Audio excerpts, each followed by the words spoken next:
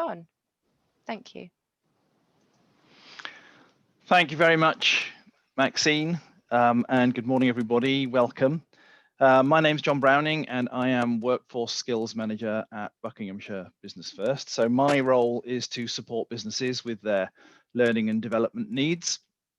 We've had a fantastic response to the event today, so thank you very much for coming along. Today's event is part of National Apprenticeship Week. And National Apprenticeship Week is a national celebration of apprenticeships with events going on all over the country. In Bucks, we also have events aimed at young people run by my colleagues in the Buckinghamshire Skills Hub. And Marina Jackson from the Skills Hub is on the call today and monitoring the chat. So she'll talk a little bit about those events a bit later on. We called this event Attracting New Talent and Developing Your Team Through Apprenticeships. To do this, we're going to, or to find out how to do this, we're going to hear from 5 fantastic guest speakers who have been doing exactly that for some time. Along the way, we'll consider what are the business benefits of apprenticeships and what are some of the challenges in running apprenticeship schemes. But before I introduce them to you, we need to cover a few techie things. So as Maxine said, if you can please turn off your microphones just to keep any extraneous noises away, that would be great. It also, I think, would help your viewing of today's session if you go on to Speaker View, if you know how to do that. Speaker View will make sure you see more of the screen as we're going through the presentations, and it'll highlight the person speaking. So when we get to the speakers, you'll be able to see them more easily. And then questions. If you have questions as we go through today, then please do put them in the chat, and Marina Jackson will be monitoring those, and we'll go through those and make sure your question is heard by the panel as we go through. So what's going to happen this morning? So first of all, I'm delighted to say we're going to be joined by Anna Morrison Cbe, who is Director of Amazing Apprenticeships. Amazing Apprenticeships has been appointed by the government to champion apprenticeships to businesses and to young people. So we're very lucky to have her, because this must be the busiest week of the year for you, Anna. I really appreciate you coming along today. Next, we have Mark Denton, who is Managing Director of Zenopa. Zenopa is a recruitment agency specializing in the commercial side of the healthcare industry. They're based in Penn. Next, we have Nigel Robinson, who is Chief Operating Officer of the Digital Manufacturing Centre at Silverstone Park. And digital manufacturing sector is exactly as high tech as it sounds, and Nigel will tell us a little bit about that later. We also have Paul Skitt, who is Skills Development Director of Flannery Plant Hire. Flannery Plant Hire is involved with a lot of projects in Bucks, including HS2 and East West Rail. And actually, as we speak, Flannery is digging up Half My Village for East West Rail, and they've closed the road, which would enable me to get to Milton Keynes. And I know some people would say that's a benefit, but not me. And then finally, we have Emma Walker, who is CEO of the Ashridge Group, which is a security and facilities management business based in Salisbury, Bucks. Before we actually meet them, what I'd like to do is a little poll.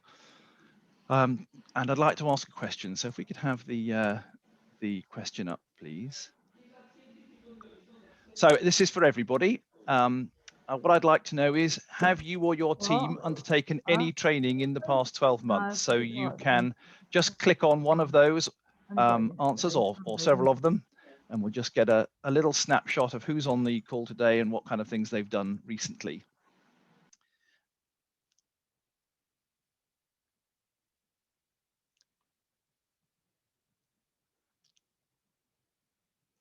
Just give a second for that. This is you can see the actual results changing in front of our eyes. Well, thanks very much for your answers there. 27 voted, which is great. And we can see, well, kind of unsurprisingly, people have done some online learning during lockdown.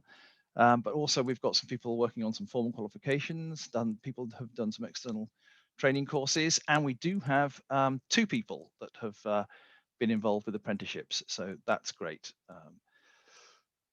So that gives us a little snapshot of who we've got on the call today, and no doubt that will prompt some questions and some discussion a little bit later on.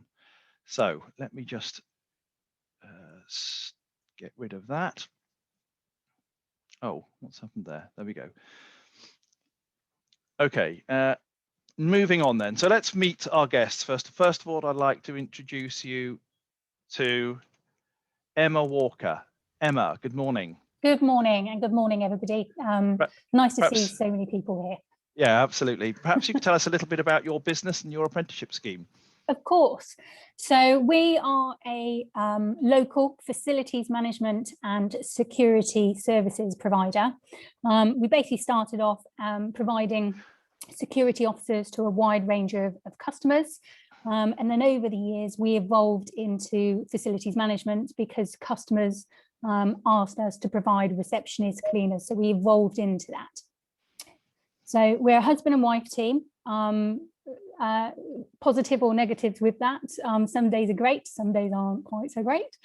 But we've got just over 200. Business-wise or domestically? I think business-wise, it has its challenges, which are great. But yeah, not every day is amazing as such.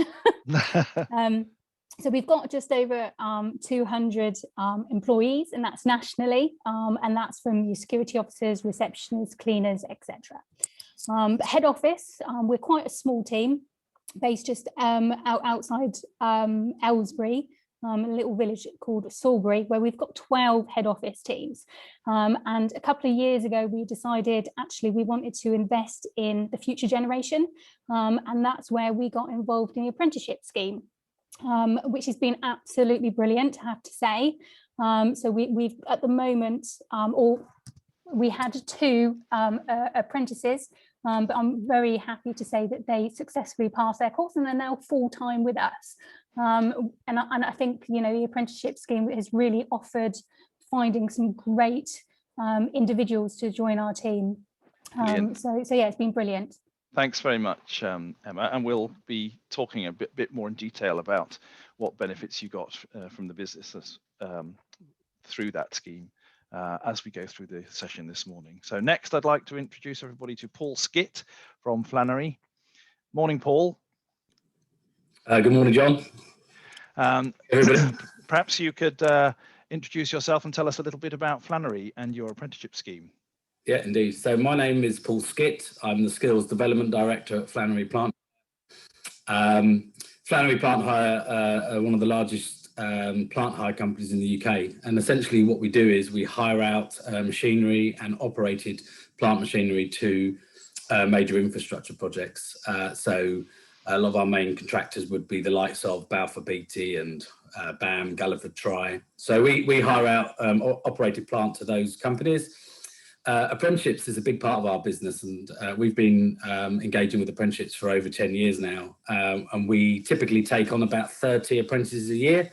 And we'll continue to do that, and in fact over the next couple of years, with the likes of projects like HS2, we intend to take on significantly more than 30 apprentices a year. So huge part of our business and a huge part of our our solution to trying to attract new talent into the industry, really. So look forward to this morning. Brilliant, thanks very much, Paul. And am I right in saying you personally have a background in the further education sector? So you've been on the other side of the apprenticeship story in terms of delivering apprenticeships, right? Yes, I've been involved. So before I joined Flannery's at the end of 2017, I had worked in the FE sector for over 15 years, managing apprenticeship provision in London first and then in the Cambridgeshire region. So yeah, got a lot of experience on the provider side as well. So that offers a unique part to it, I guess. Yeah, so brilliant. So if any questions like that come up during the course of this morning, that maybe you'll be able to help out there as well. Thank you, Paul. Moving on then, Nigel Robinson, Chief Operative. Morning, Nigel. Perhaps you could tell us a little bit about your business and introduce yourself. Yeah, sure. If you can go to the next slide, that'd be great. So we are literally a new startup based up at Silverstone Technology Park. We are a additive manufacturing company, 3D printing, as it's more commonly known, supplying into various different sectors, as we talked about there. Apprentice-wise, as we're a new startup, we haven't got any apprentices to date, but my previous companies, we've done similar sort of things and brought in a level of 2 to 3 apprentices per year in my last 2 companies that I worked for. This company, we have a plan to have 20 apprentices over the next 10 years. So we're starting in 2021 and then ramping that up as we go forward and as we grow the business. And those will be engineering apprentices, am I right? Mixture, but yes, mainly engineering, yes. Fantastic. Yeah. So if rather than me talk about the business, I've got a video that makes me redundant. Okay, let's try.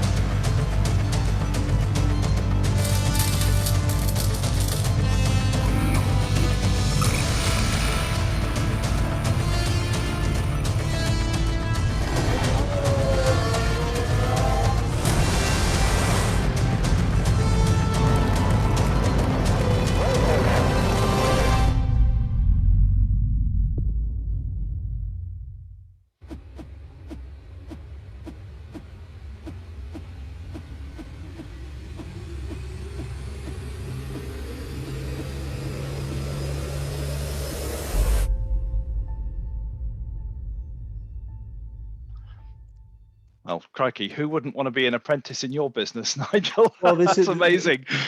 Well, this is it. This is about inspiring and making passion about engineering, or whatever your career path should be, you should be passionate about. And we want to inspire, we want to bring forward the youngsters from an earlier age than the apprentices to say what they can actually achieve in their careers. And whatever they choose in life, we want them to be passionate about it. So that's what we want to try and do. That's amazing. Thanks very much, Nigel. So moving on, welcome Mark Denton from Zenopa. Perhaps you can tell us a little bit about Zenopa and introduce yourself. Hello, good morning. I'm Mark from Zenopa. I'm going to talk about sponsored degrees and sponsored masters, so level 6 and level 7 apprenticeships in commercial roles, so business and marketing. If you pop onto the next slide, John. There we go. I've given a bit of background to the business and tried to put across that you're probably, a lot of you, in similar businesses to myself. We're not unusual. We're a small company, about 30 staff. We're a pretty straightforward recruitment business. We get people jobs. We do specialize commercial science. Our environment probably isn't different to yours. It's very competitive. Recruitment is very volatile. You know, these COVID things really hit us up and down. And it doesn't stand still at all. So you can't predict a 5-year plan with anything like certainty at all. And as a service sector, we're entirely reliant on our staff. So we don't have some amazing technology that sets us apart from anything else. We have survived 30 years and flourished for 30 years. And not untypically, it's an owner-managed business. And we're based in a little village in Penn, where we cover all the UK and parts of Europe. So hopefully not too different to the rest of you. That's really interesting. Thanks very much, Mark, particularly as you're covering kind of the higher levels in apprenticeships. And this is one of the things hopefully that'll come out from today is a bit more of an understanding that there are different levels in apprenticeships. Fantastic, thank you. And finally, Anna, good morning. Are you there? I am here. Good morning. Jolly good. For inviting me along this morning. No, it's a pleasure. We're delighted to have you here because, as I was saying earlier on, this must be the busiest week of the year for you, right? It is, absolutely. Our website saw our biggest day ever since we launched our website yesterday. So yeah, extremely busy, but it's great this week. So we're really delighted to have you along this morning, and you're going to tell us a little bit about Amazing Apprenticeships, and then you're going to tell us a little bit about apprenticeships in general, the structure and how they work, just as a sort of general overview. That's right, yes. Okay, now you need to request control. Have you done that? I don't think so. While you're doing that, I'll put you onto the next screen. Okay. Oh, I'm happy for you to click through if that's Oh, okay, well, that's fair enough. You just tell me when to change. Okay. You just tell me when to change. Okay. Thank you. So it's really great to join you this morning. I've got a small business. There's 7 of us, so we're small but mighty, like many of the businesses on the call this morning. And we're based just over the border from Buckinghamshire in Hertfordshire. But Buckinghamshire holds a very special place in my heart because my sister used to live in Aston Clinton, a little village, and I've spent many an hour in Wendover Woods and in the county. So doing the Gruffalo Trail. Maybe. So yeah, I'm just so pleased to be with you this morning. Amazing Apprenticeships as an organisation, we cover a huge amount of different audiences. So one of our largest audiences is working with schools and colleges across England.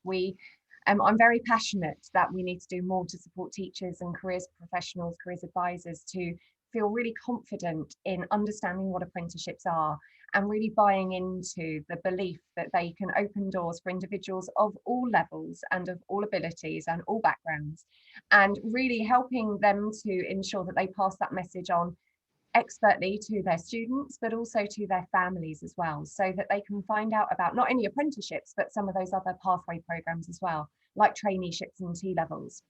We also do a lot of work with employers. As a small business, I've got my eye firmly on the small business group and trying to understand the resources and the support that might be needed for small businesses. Also working with some of the largest organisations in the country who offer apprenticeships. So lots of very big household names that we have the pleasure of working with to support them with their apprenticeship recruitment, whether that's for the big companies or looking at their procurement chains as well. We also spend a lot of time with policymakers. So like John said at the beginning, we have a contract with the government, with the Department for Education, and that means we're involved in lots of meetings and conversations where we'll be looking at policy recommendations and changes. I like to think that we're the policy into practice bit. So we help to give that feedback from on the ground where things perhaps aren't quite working, or we're spotting ways that things might be able to be made simpler or easier. And we try our best to kind of feed that information and intelligence back in. We work with a huge number of stakeholders, local enterprise partnerships. I saw the SEMLEP logo on there, local authorities, Job Centre Plus, just basically, you know, our inboxes are constantly being targeted by organisations saying, we love your stuff, can we work with you? And I find it hard to say no for anyone who wants to do something positive around apprenticeships. We really do a lot of work with apprentices. Yesterday, we held a positivity workshop for 1,000 apprentices across the country, where we were really focusing on apprentices themselves and trying to equip them with some really practical steps that they could use to help themselves to navigate this time of transition. Again, potentially we come out of lockdown and move back towards the workplace and integration. We also help apprentices to share their stories as role models, and that will be all different apprentices. We're very keen that the diversity of apprentices, ages, background, ethnicity, gender, disability, you know, you name it, we're always looking for a really rich mix of apprentice stories that we can help to elevate. And then going across the bottom there, we work with training providers. So like Paul, I think it was, my grounding was in an FE college as well. So not only have I managed apprenticeship contracts years ago, I've now kind of come to the other side where I'm helping to promote all of those opportunities, but I still do a lot of work with the Bedfordshire, Hertfordshire and Milton Keynes provider network. So our Milton Keynes providers are in your patch. Parents and carers, biggest influencers, of course, out there. So we try to make sure through our monthly parents packs that parents are getting that information.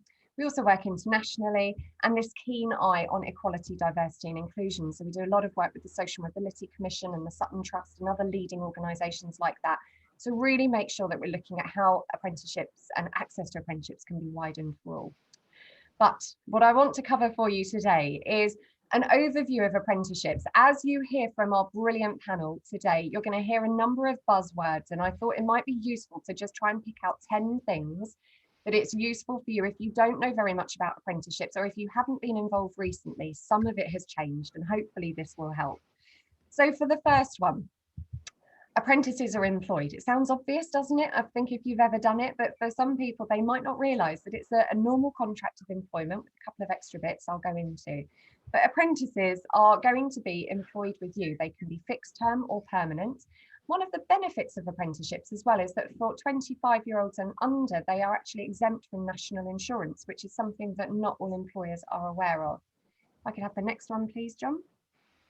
You will use a government approved apprenticeship standard. So apprenticeship standards have been set up by the Institute for Apprenticeships, which is a new organisation that kind of sits separate to the government. They have brought together groups of employers called trailblazers. Don't worry about writing all of this down. I just want to get some of these keywords over to you. And our trailblazer groups have been integral in designing and developing the new apprenticeship standards that we now have. Apprenticeship standards have been rewritten by employers, and there's been a lot of work going into the knowledge, skills and behaviours that are required for different job roles. So we used to have something called apprenticeship frameworks. They've now stopped, and we now have what's called apprenticeship standards. So for any apprentice, they will be following an apprenticeship standard for their apprenticeship. Thank you, John. Next one, please.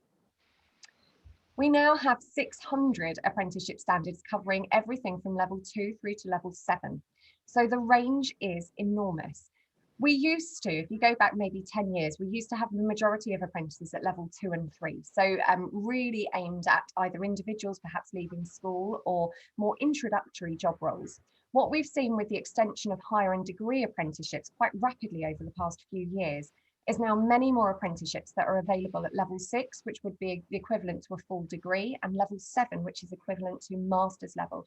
And I know you're going to hear more about this later on today, which is fantastic. But, you know, I think we've now really got the opportunity as employers to think about the different levels of apprenticeships that we offer and how we can provide stepping stones. Because as an employer who's employed apprentices, we want to keep them in our business, don't we? If we've made that investment, not only in financial investment, but the time and the effort to help them to learn the business, we want to keep them and we want to help them to keep progressing. And this really enables it now. Thank you, John. Next one. Training provider. So you will have an approved training provider who will support you through the delivery of your apprenticeship standard. I say approved training provider because the government have gone through something called the Register of Apprenticeship Training Providers. That's what we've got at the moment. I hear that they're going to be changing it again in 2021 and getting everyone to reapply. But at the moment, we have our group of approved training providers who are given the rubber stamp by the government to be able to deliver apprenticeships for employers in England. Thank you, John. Next one. 20% off the job. Now, this is relatively new. It came about in the past few years, and really it's the formalisation of the off-the-job training hours that the apprentice will undertake. Now, 20% of the paid time of the apprentice, and that is a key thing to remember, the paid time of the apprentice will be in undertaking off-the-job learning and development. Now, the off-the-job hours do not necessarily mean that they are away from the workplace. So we're not going back necessarily to a kind of day release model, unless that's what you decide with your training provider is going to work for your apprenticeship programme. That 20% can be made up in a number of ways. It could be through in-house training. They could be spending time learning new systems or undertaking other development activities in the workplace. But it's time where they will be contributing towards their apprenticeship studies. And I'm sure our employers today will talk about how they've managed that, because sometimes that is a concern for employers. From personal experience, speaking for myself, we manage it absolutely fine. And actually, if you kind of build it in from the beginning, we don't feel the impact as disruptively as we perhaps were worried we might at the very beginning. Thank you, John. The next one. So 12-month minimum duration. So all apprenticeships must last for a minimum of 12 months. We do have, because of the levels of apprenticeships now, we have apprenticeship programs that can last much longer. So some apprenticeships could last between 4 and 6 years, for example. So it's really important that you talk to your training provider about the minimum duration that will be set out in the apprenticeship standard, but also how their delivery model is going to work and what kind of time commitment you're looking at with your apprentice for that position. Thank you, John. The next one. Employer financial incentives. So Rishi Sunak, our Chancellor, made a number of announcements last year, increasing the financial incentives that are available for employers towards apprenticeship training. So we already had a £1,000 employer incentive, but there's certain eligibility criteria, but we now have additional incentives that are on top of that, which can build up to £3,000 potentially in funding, but you will need to work through the eligibility criteria based on the size and the age of your apprentice. Sorry, the size of your business, not the size of your apprentice. I should clarify. Thank you. The next one, John. 100%, 5% and levy transfer. There are lots of different funding models. So as well as there being this huge curriculum reform that we've had with Apprenticeship Standards, we've also had a huge funding reform as well. So some organisations will be paying for the levy, for their apprenticeship training through their levy. Other employers will have it 100% funded by the government. Other employers will need to make a 5% contribution. And sometimes that 5% can be covered by something called a levy transfer. So again, I know the detail of this is going to be picked up later on in some of John's other webinars that he's running for employers, where you can really get into the detail of understanding this. So I'd really encourage you to book on for those and access that information. I won't go into the detail today. I'll provide the detail on that later. Yes, there's going to be some much more detailed workshops on how you do an apprenticeship, and I'll give the dates and all that shortly. Thank you. Okay, apprenticeship agreement and statement. So I mentioned when you employ an apprentice, you do get 2 extra bits that you have to do. It's called an apprenticeship agreement and a statement of commitment. So those 2 documents, again, your training provider will guide you through. And they sit in addition to the apprenticeship contract, and they set out the expectations of you as the employer, your apprentice, and also your training providers, so that it's really transparent upfront what everyone's going to be doing, when, and how much it's going to cost. Thank you, John. And the next one, endpoint assessment. So this is another big change with apprenticeships, where now we have what's called endpoint assessment, which happens at the end of the apprenticeship. Previously in apprenticeships, the apprentice's competence was assessed throughout the apprenticeship. However, we now have endpoint assessment, which is carried out by an independent body, and that will consist of perhaps tests, assessments, portfolio, professional discussion. There will be a whole mix of things that will go into endpoint assessment for your apprentice, and it will vary depending on which apprenticeship and which level as well. So it's just useful for you to know about that, because again, a question that you may want to ask people about and their experience. Okay, so 5 things now. Do you want to bring them all up together, John, and then I can whiz through them? So, and this is from my own personal experience, and I guess years of working in the sector. My guidance would be, take time to find the right training provider. There are hundreds of training providers out there who will be able to support you, and they're all brilliant in their own ways, and they all have fantastic programs. What's really important for you as a business is to take time to speak to different training providers, not only perhaps about the costs involved, but also about how they're going to work with you as a business. Particularly with small businesses, it's really important that you research and you find the right program that's going to work for you as a business, but also for your apprentice. So as a small business, it might be quite tempting to go for something that's online or remote, but also think about your apprentice and perhaps what they may need in terms of mixing with other apprentices, the value that that can bring of them bringing back best practice if they get that opportunity as well, and really the whole package. Secondly, make use of support services like you've got through the Buckinghamshire programme here. You know, it's really fantastic that you've got organisations who will help you to connect with training providers and will be able to guide you through the whole process very impartially, really helping you to work out what's right for you. Speak to other businesses like today and ask them questions. In my experience, employers who have been through it in employing an apprentice or using apprenticeships to upskill their workforce have learned so much from that process and will be very keen and happy to share with you what's worked well and what they might do differently in the future. Remember, taking on an apprentice is an investment of your time and money. It's not a quick fix. It's not something that you do just to quickly helicopter in particular skills for your business. It's a long game, and you will see that return on investment, but you may not see it immediately. And you need to be patient and understand that there will be training and development that needs to go in. But I promise you, If you put 100% in, you will get 200% back. And my final thing is around being mindful of social inclusion when recruiting. We have got a huge youth unemployment crisis looming on the horizon, and we know that for young people who are less advantaged, they're going to really struggle to reach the opportunities with brilliant businesses like yourselves. So please be really mindful of how you recruit, where you recruit, what you're looking for in terms of experience, and really focusing on the strengths that those individuals can bring to your business, because we need to make sure that we are going to be creating opportunities for all young people to be able to access. So thank you. That's it from me today. Thanks for having me, and I will look forward to listening to the rest of the presentations. Thank you, John. Thanks very much, Anna. That's absolutely brilliant. And I know you're going to stick around for a little while, but I think you've got to be away before the end of this presentation. So if there are any questions that come up for Anna, then do please put them in the chat. But for now, thank you so much for being here today, Anna. That's brilliant. Okay, I'm going to stop sharing now, and then we'll all see each other a bit better. There we go.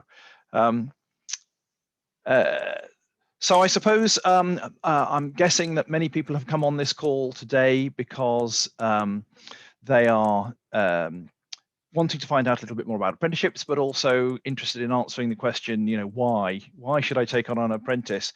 Well, we've got 4 great employers here that have done it, so why don't we just ask them? Perhaps Emma, you could start off and tell us, why did you decide to take on some apprentices? Okay. So we decided to take on some apprentices because we are strong believers in investing into the future generation, which I think is so important. You know, the youngsters of today are the ones who are going to come over and take over, you know, my position as MD, as your position. So that's really, really important that we sort of focus in on that. So at the time, we a couple of years ago, we felt that there was a need to take on an apprentice who could bring in some skills in accounts. We were a small team at the time, and the accounts was an area where we thought, actually, that's a great opportunity to do it. So they could teach us some things as well. And I think it's really important to focus on, you know, finding the right provider. So we had a great relationship with MK College, who are an amazing local provider who offers all the support. One of the challenges that we had is that we work in a rural community. There are no buses that go past our workplace. So finding somebody who actually could drive as well was a big challenge for us. And MK College managed that whole process, knowing what our challenges were, what we were really key looking for. And it was a brilliant journey that we went on.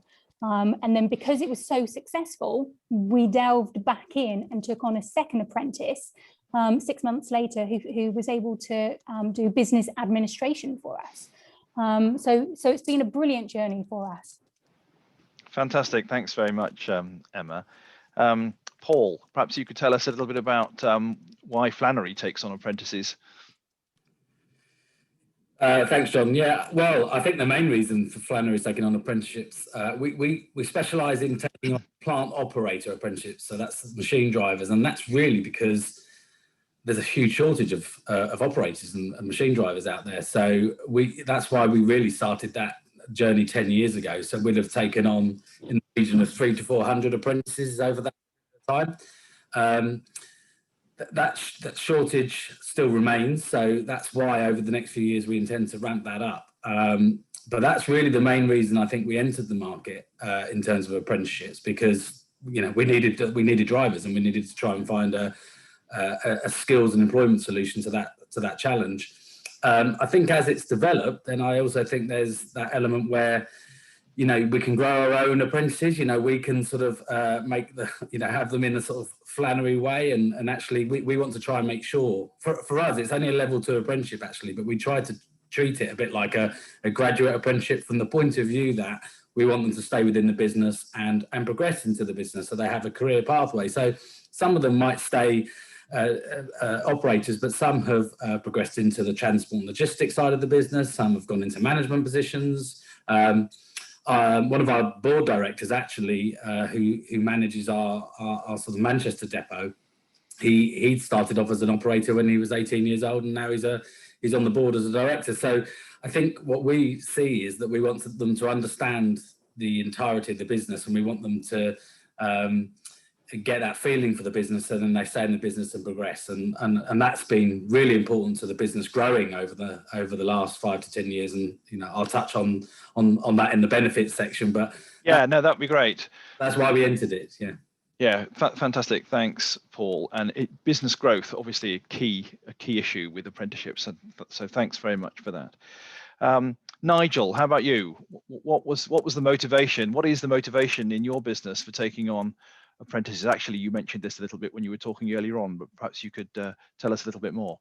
Yeah, I've worked in various different engineering companies, and they all have different drivers of why we brought apprentices into the business. The first time that I really bought into the apprentice scheme was a very traditional engineering company. An aging workforce of 52 years old was the average age.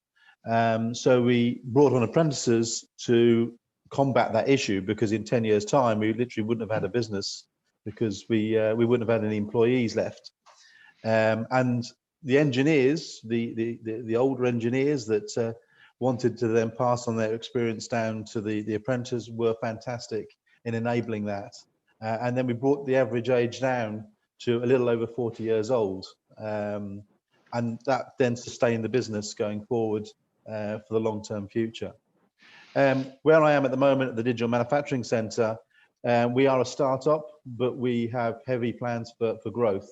And we can't do that by just recruiting and dropping people in as and when we need it. We need a long-term sustainable future. And what we both feel in the business, from Kieran, the owner, and myself, is having apprentices that are then brought in, are then invested in the business. They feel it as part of their home, and bringing them through is something that we feel passionate about and required for the business growth going forward. It's absolutely key.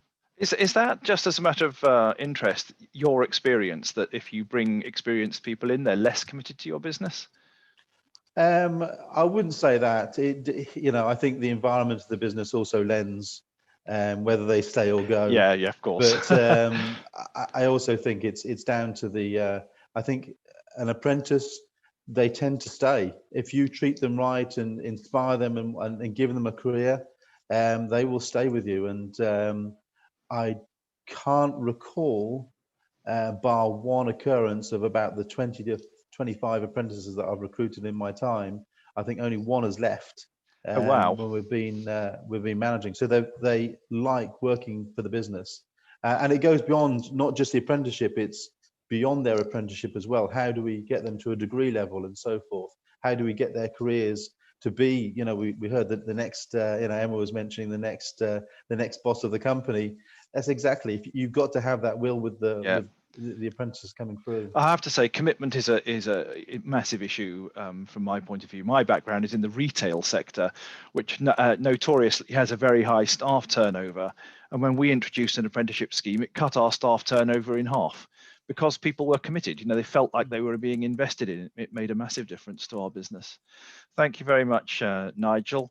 Mark, I think commitment's a big issue for you too, isn't it? Hello, yes, Mark at Zenova. Yes, it is. I mean, we've been around 30 years. We traditionally recruited graduates, was our standard intake. Over the years, I correlate it with the fee-paying graduates now pay of £9,000 a year, and the debt they come out with £50,000, that the non-vocational graduates that we take on as a graduate intake have a very low loyalty level. In terms of our business, we've got about 18 months training before we get a return on investment of a graduate. So if they leave any time under 18 months, we've actually made a financial loss. And it just started to become almost impossible to get a return on graduates as they came out of university with a very low loyalty level to anybody or anything, as they tried something and moved on and tried again. And it was creating our business a huge headache in terms of any strategic planning in terms of where we were going to, because we're all about resource. So we tried taking on a couple of 18, 19-year-olds just to see how it went. People were interiming for a year before they went off to university, and discovered, yes, they did add value to the business. And then we tried moving through some level 2 and level 3 type apprenticeship levels, but that wasn't appropriate for our business. And we found a university that did a business studies degree on a one-day release. And that has worked out really well. So we now have 10 business studies undergraduates who go day release to university. They get a degree in 3 years. They don't pay a penny for their education. They get a full salary. By the time they finish up with us in 3 years' time, they'll be earning £30,000 to £40,000 a year, and the market will be fighting over them with 3 years commercial experience and a business studies degree.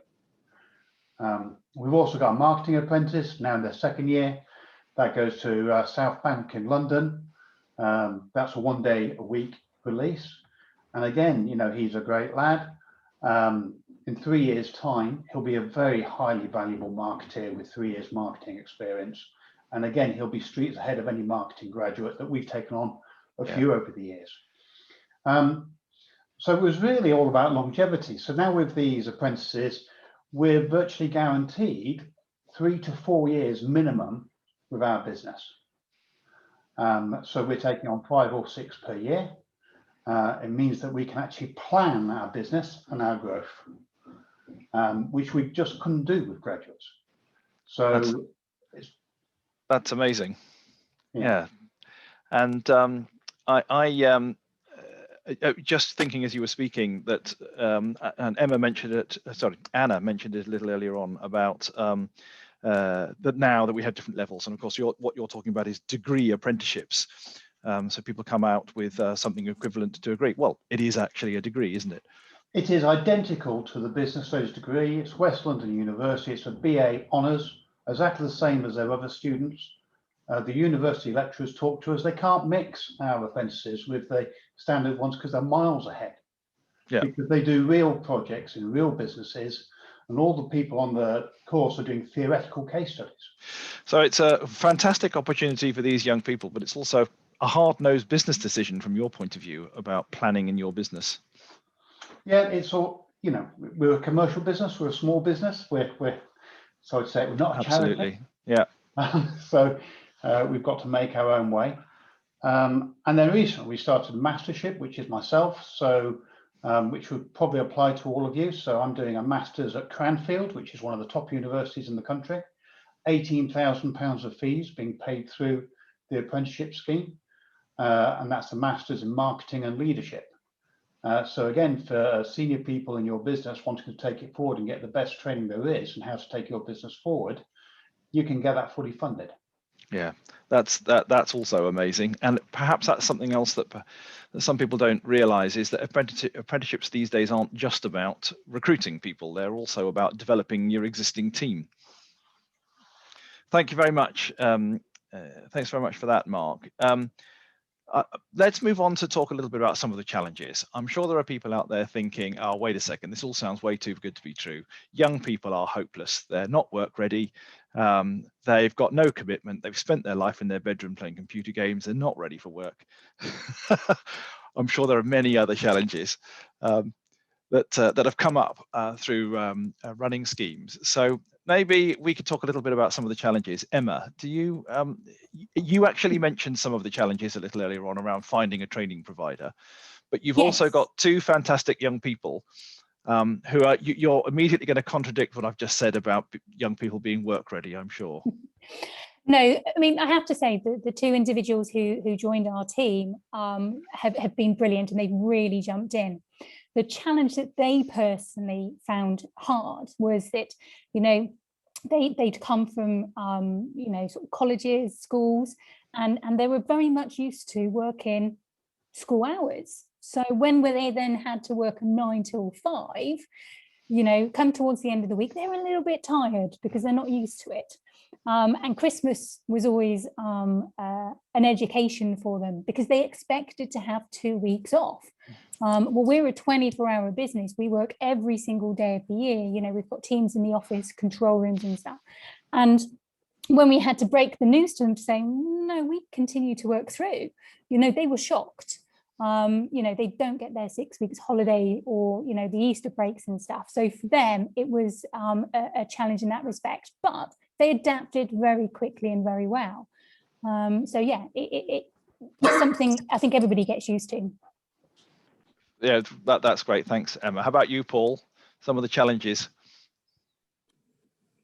Hi, John. Yeah, I suppose there's a couple. I think actually selecting the right candidates is still always a challenge. I mean, we actually do get a lot of applications, but it's about, and it's not that any of them are bad applications. I think it's still about how apprentices and potential apprentices articulate their transferable skills and their sort of and some of the things they've done from a voluntary perspective or at college or school. And I think it's just getting that across and getting their hunger across that they want to do this, I think. So I think, but we're actually working closely with colleges and schools to help them, you know, develop that. So I think, you know, we get a lot of applications. It's just trying to get the right ones on the program. So I think that's always a challenge.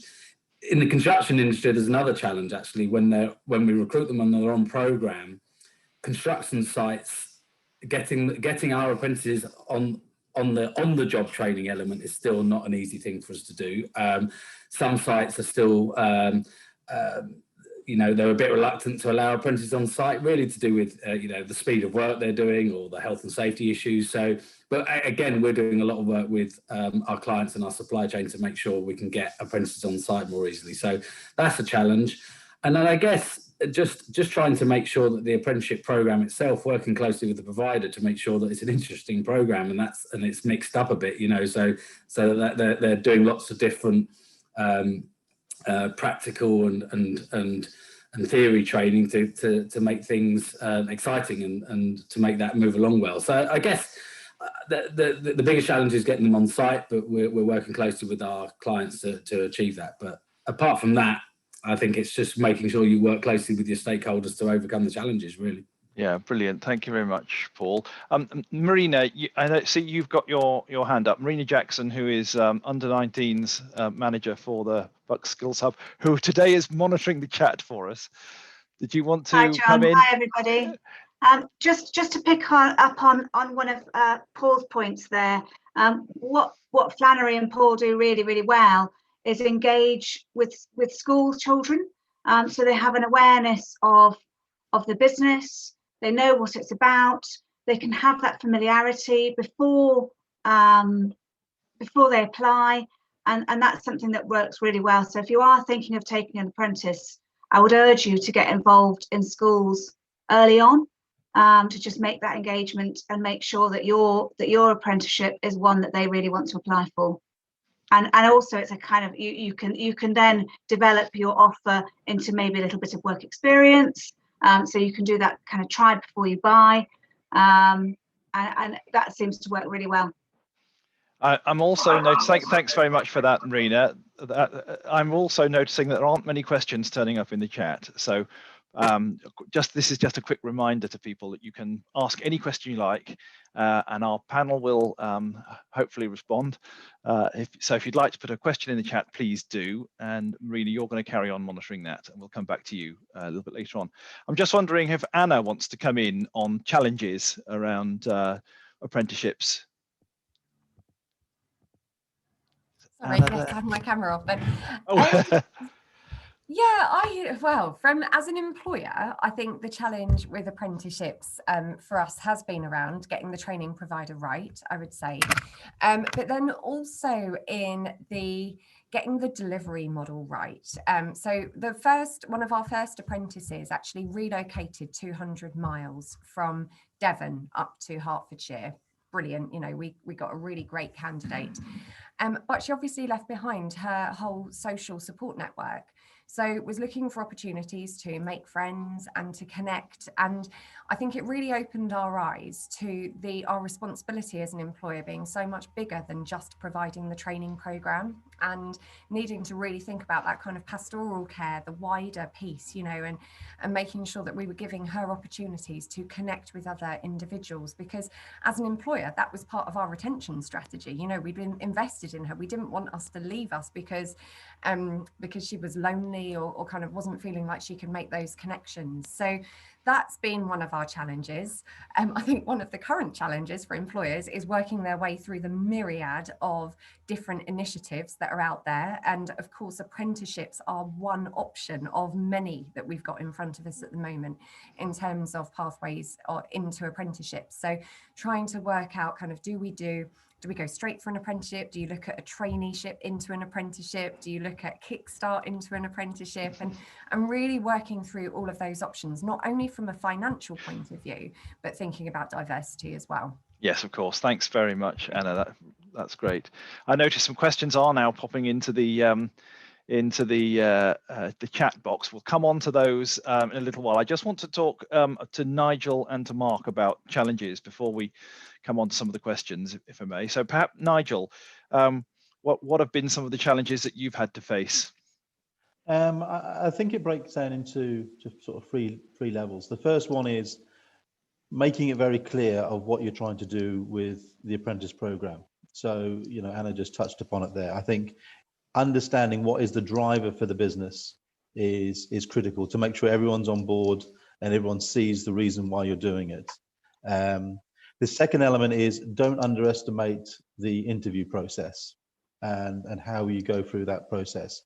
I think if you get that wrong, and you rush it because you think, oh, that person's just nice, so we'll employ them, is not the right thing. Even someone straight out of school has got a lot to say for an interview process. And just to give you some idea of how long our interview processes are, all our apprentices that we come for an interview stay with us for half a day. Then their second interview, they stay for the whole day. So it's whittling it down, but getting the right candidate in place that feels the values, understands the values of your business, and you can see that they'll fit into that business is critical. So making sure that you do not rush the interview process is absolutely critical to get the right candidate. And then finally, making sure that you manage the apprenticeship program right. And from my side of things, I say, right, when I have an apprentice come and join us, I'd say 95% of this is down to you. 5% is down to me. And giving the ownership onto the actual apprentice themselves, that someone isn't going to be there to do it for them. They need to understand the program themselves just as much as we do. But if they don't feel that they're getting something, it's encouraging them to speak up and say where's the gaps, so we can help about that. We will support them, of course. That's very different from giving that responsibility and accountability over to the apprentice. So we'll support 100%. We'll move them around as and when, but it really is about giving that ownership to the apprentice to manage themselves, and I think that works very well. Brilliant. Thank you very much, Nigel. That's much appreciated. And Mark, some of the challenges that you've faced with your apprentices. Iterating Nigel's point, you've got to have the selection absolutely nailed, and that's been one of our learnings over the years. So we now have 3 interview processes, 2 sets of psychometrics. They really go through the mill before they're hired, because we're making a 4-year commitment to them. So you need to get it right to start off with, and you don't want to make a 4-year commitment to somebody that you feel isn't going to be a return for your business. And with that, there's the moral obligation. So, you know, we're taking on 18-year-olds. We're going to take them through their education for 3 years to get their degree. There's a moral obligation for you to take care of them and make sure they get to the other end. So it's a different psychology to simply hiring someone to do a job. And you've got to be prepared to take that on. Okay, that's a really interesting point. Yes, thank you for making that point. That's great. Yeah, and I think that's probably the biggest thing. And then you have a whole set of frameworks around that of making sure that how you grow them successfully and how you manage them successfully. And those frameworks are probably going to be different to your current employees. So we have different frameworks for our apprentices to our normal employees to get them through to the other end. Okay. I think that's the key bit. That's brilliant. Thanks very much, Mark. I want to move on to talk about the benefits. So what are the benefits to your business? Some of those have emerged in some of the conversations that we've had so far. Before we do that, I noticed that the chat has suddenly gone mad. Marina, you had your hand up a minute ago. Did you want to I was telling you about the chat that we've now got some questions coming on there. They're coming in thick and fast. So that's great. Thank you for that, everybody, and keep them coming. Question for Paul. Do you want to go through the questions now? Let's do a few of the questions, yeah. A question for Paul around the challenges on live machines. Yeah, so this is a question from Derek.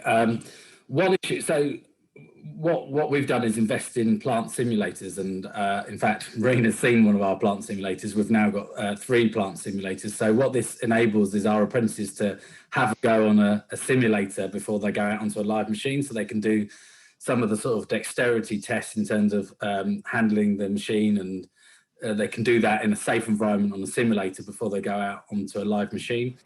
Also linked to a 360, because the 360 is probably the toughest machine out of our apprenticeship program. That is put towards the end of the apprenticeship program, so they get to go on live machines like a dump truck or a roller earlier on in the program, so they get to go on the sort of the easier plant. So one thing is putting the 360 at the end, and the other thing is that simulated training is sort of delivered throughout the apprenticeship program. So they're only going out onto a live machine once they've sort of demonstrated some of the capabilities that's required on the simulator. So okay, answers your question. Really interesting question. I got my forklift certification working in a warehouse many years ago. Paul, would I be of any use to you? Yeah, we'll take that offline, John, but maybe yeah. You know, plant operators earn a lot of money, actually. So. Yeah, thanks very much. Well, while you're on, tell us about the benefits. What are the benefits to your business? I know you have actually mentioned a few of these, but yeah, I think one of them is, and I think some of the other panelists have been talking about it, is that you really get, I think you get back from it what you put in. So if you really invest in the apprenticeship program and sort of give them a good experience, then they want to stay with you. So actually you can, for us as a business, we can sort of mold them in the Flannery way. And that's incredibly important to us, because that succession planning in terms of having operators stay with us into the business is hugely important. But it's had if our business has grown probably, by threefold over the last 7 or 8 years, and we started doing apprenticeships 10 years ago. Now, it's not all to do with apprenticeships, but the business has grown significantly over the last 7 or 8 years. And what it's also enabled us to do, the apprenticeship work that we do, and we led on the new apprenticeship trailblazer for construction plant, it's enabled us to win tenders. Our skills and apprenticeship strategy for a sort of leading member of the supply chain is quite progressive, and that has really helped us win business. 20-30% of tenders now linked to skills and apprenticeships and employment. And if we weren't proactive and progressive about our apprenticeship programs and our skills development programs, I don't think we would have grown and won some of the projects that we've run over the last few years. Yeah, so really interesting impact point. Positive impact on the business. Yeah, no, thank you. That's a really interesting point, and that of course goes for lots of government contracts these days, doesn't it? And actually contracts in general, because of course legislation covers quite a lot of these areas. Brilliant. Thank you very much, Paul. Emma, how about you? Benefits. What have been the benefits to your business, would you say? Well, I think one of the benefits that we have to talk about is the financial benefit. So if we look at the 2 individuals, obviously that we recruited as an apprentice to join our team. The role that they do, if we went out and got somebody to come in and do that actual role and pay them, obviously the salary there it is, because being an apprenticeship, you don't have to pay, you've got a slightly different salary that you can pay them as per the government guidelines.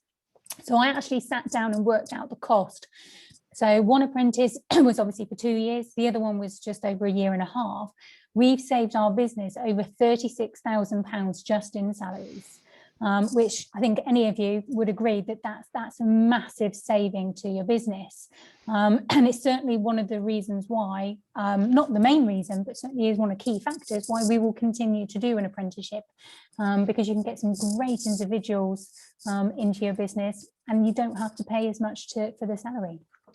The financial aspect is really important. So thank you very much for that, Emma. Nigel, how about you? I think I touched upon a few earlier Yeah. on, and the other panelists have done the same. I'd probably go for a softer one, and a statement to the company, to your customers, about the future, but also the morale. I mentioned the one about the traditional engineering company that had an average age of 50+ years old. They felt that the future for the business was, the wrong message was being taken away by the senior management team, the owners, and the direction of the business. Soon as we said, right, we're hiring apprentices and we're ramping this up to combat the issue of you're all getting old, folks, in the nicest possible way. Soon as we said that, the message in the business went from there's no future to, right, we've got a direction and we're going for it. And they all felt, the whole workforce felt that they were committed to the apprenticeship scheme because it's the future of the business. Yeah. And I think that is a softer issue that, but equally important, I think. Yeah, very, very important, absolutely critical. Well, I've actually got some of the stats here that the government produces, and so this is a survey, and Anna, maybe you want to comment on this too, but the government produces some figures on what are the benefits to businesses, and it's based on survey results from businesses who employ apprentices. And they say 80% of employers who employ apprentices say they make their workplaces more productive, which is amazing. It's about filling skills gaps. 83% of employers rely on an apprenticeship program to fill skills needs. Motivation of your workforce. 92% of employers believe that apprentices lead to a more motivated and satisfied workforce. Anna, do please come in, and if you want to comment on any of this. 59% say it reduces their recruitment costs. 81% say consumers favour companies that take on apprentices. Amazing statistics. I think it's borne out by some of the things which you're saying today. Definitely. And I think that lower kind of the 59% on recruitment costs, I think shows that's not why we do this. And you've heard from employers today about actually you have to have quite detailed recruitment processes to get it right. And it's worth taking your time and investing that. So it's not necessarily about saving money on the recruitment activity, but you do get that return longer term. And like Nigel was saying, it all plays into that, doesn't it? The wider motivation of the workforce. Completely true. Absolutely. 66% say they're more competitive in their sector. 89% say that apprenticeships improves the quality of their products and services. These are astonishing figures. Absolutely. And I think it really shows how where employers bring apprentices in of all ages and levels to really contribute to the ideas and the creation. And, if you're trying to win a new piece of work or looking for a slightly different approach, those fresh eyes on the business can really help. Where it perhaps doesn't work so well is where apprentices are kind of kept in their role and not encouraged to get involved across the business, because actually it's brilliant kind of motivation for them as well to be able to see how the different bits of the business join together. I mean, I think this has come out loud and clear this morning that it is about the future of your business, isn't it? Very much. Yeah, thank you very much, Anna. So, Marina, how are we doing with questions?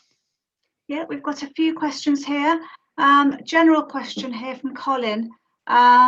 Where do businesses find training providers, and what are the costs involved? Who'd like to come in on that? Paul? Well, there's a number of ways, and I suppose, and I'm sure Anna will cover anything I missed. But to the Institute for Apprenticeships website, you should be able to find the providers that deliver those particular standards, and the endpoint assessors as well. So through the IFA website, which I'm sure we can share, you can have an initial sort of look at who could be the delivery partner. I think Anna was right, though. I think it's really right. It's a really big thing to try and select the right provider for you as an employer and for those apprentices. So you need to do a bit of research as well. Who are your local colleges and training providers that can support you? So I think they're sort of two easy ways. One of the problems that has come about through the standards is there's a lot of new standards now. So it's about trying to find the providers that have the specialisms to deliver that. And I think there's going to have to be some collaboration between employers and colleges and specialist private training providers to achieve that. So, I think the IFA website is probably the start of the 10, and then you need to do a bit of research, really. Yeah, thank you very much, Paul. And of course, people in Bucks can just call me. It's part of my job to help businesses find the right training provider, and so I will provide my contact details at the end of this this webinar, and they're very welcome just to give me a call, and I can talk people through the process. Also, I've got a series of webinars coming up which are going to be much more detailed in terms of how you take on an apprentice. So covering some of the things that Anna was talking about earlier on, including finding a training provider, how the funding works, what the assessment process looks like, the apprenticeship standards, all those kinds of things that you need to know about. I'll go through in some detail in a workshop format, which people can sign up to, and I'll give the dates for those coming up. Marina, anything else on coming through on the questions? Yeah, we've got a question from Peter, who their company fits bathrooms in private homes and has got some concerns over reputation and honesty. And his question is, how is there any support to help vet individuals and make sure that they've got the right apprentice? Anna?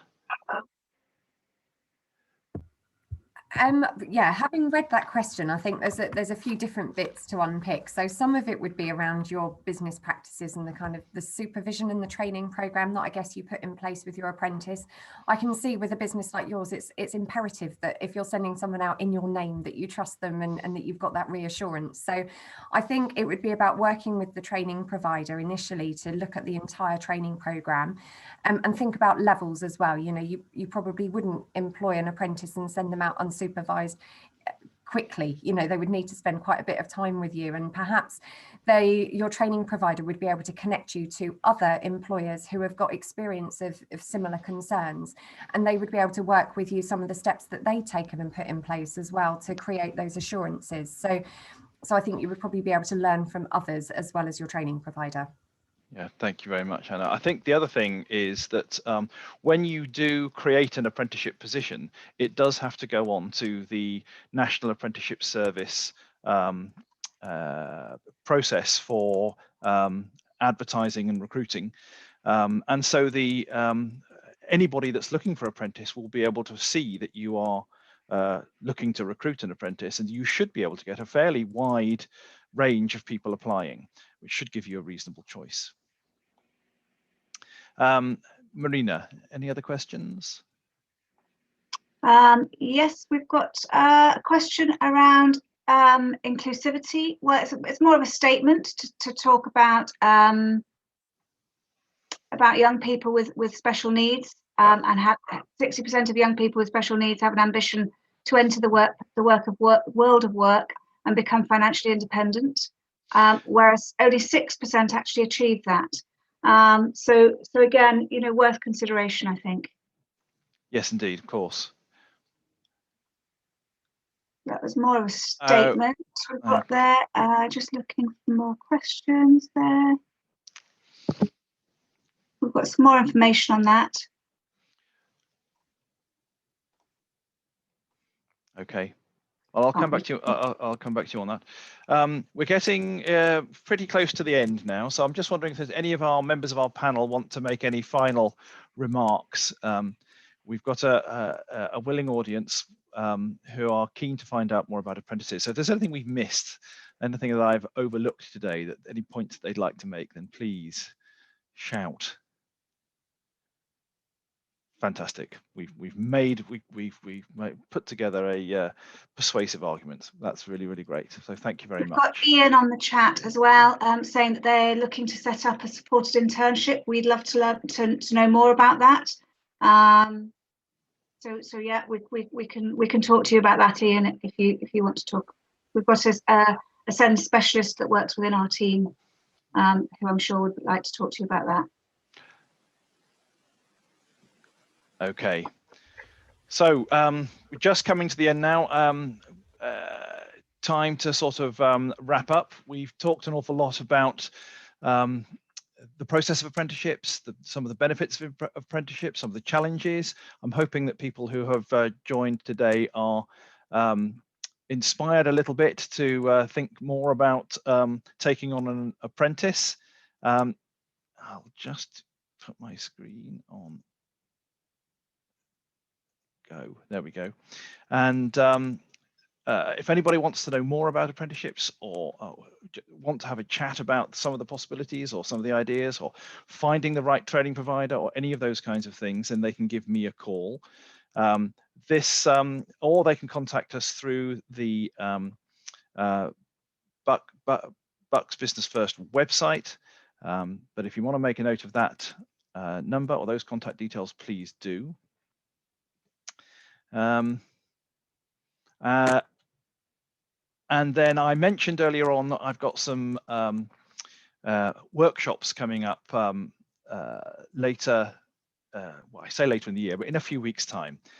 Really following on from this event, for those people that are really keen on the idea of taking on an apprentice, I'm running some workshops. These will be much smaller groups, 6 to 10 people, so that we can get into much more detail about your business and what approach you might take. But we will cover the kinds of things that I've been talking about, finding a training provider, the complications of the funding, the issues around the standards and so on, the whole process of taking on an apprentice. Right. John, sorry to interrupt. Just to mention also that we've got some events going on this week for young people. So this evening we're going to be running an event for young people and their parent carers aged, we're in years 7 to 10 in old money, or that age of that is about 11 to 15 years. Just to tell them about the apprenticeship offer, to talk a little bit more about what an apprenticeship is, why they might want to go into it. And we've got some amazing young people from different organisations going to be talking to those young people. Including some of our panel members. Indeed. Yeah. And tomorrow evening, at again 6 o'clock tomorrow evening, we've got for the slightly older age group, the years 10 to 13, again, going through what an apprenticeship is for them, how they might be able to apply, and talking to some apprentices who are doing it and loving it. Thanks very much, Marina. That's really great. That kind of brings us to the end of the session today. I would really like to thank our panel members, Emma Walker, Paul Skitt, Nigel Robinson, and Mark Denton. And thank you so much to Anna, who is going to be very busy. And I'm sure, Anna, you're doing lots of events like this week. She's still there. Yeah, I'm still here. Yeah, there's a lot going on this week. Yeah, I think I finished tonight at 9 o'clock. So oh, yeah, blimey. Coffee's on the go. But, you know, it's really important. Tonight, we're actually doing a session with Adoption UK for young people in care looking at apprenticeships. So, you know, really important that we're supporting those groups as well. Fantastic. Thank you so much for being here today, Anna, especially as you're so busy this week. But I really appreciate it. OK, that kind of brings us to the end. Any final thoughts from anybody? John, just a quick one, just to remind everybody that we have recorded today's webinar session. So if you did want to go back and rewatch it or touch on any highlight bits or share with anyone else, then it will be in the webinar library on the BBF website. That's brilliant. Thank you very much, Maxine. And Marina's sessions are recorded as well. So if anybody has got children that at school who might be interested in watching those, they can be seen from the website as well. Is that right? Brilliant. Thank you so much, everybody. I think that's it.